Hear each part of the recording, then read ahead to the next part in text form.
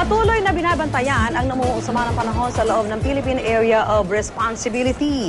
Huling namata ng low pressure area sa layong 440 kilometers sa silangan ng Mindanao. Nakapaloob ito sa umiiral na Intertropical Convergence Zone. Base sa wind map ng Weather Central, posible nitong daanan ng Mindanao mamayang gabi o bukas ng madaling araw. Pero bumaba na ang tsansa nitong maging isang bagyo.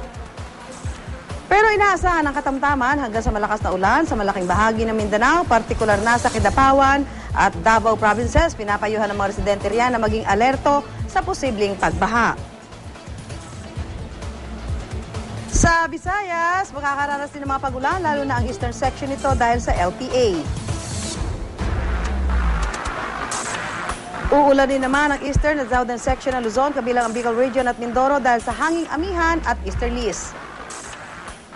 Dito sa Metro Manila, hindi pa rin mawawala ang posibilidad ng mga pag-ambon bukas.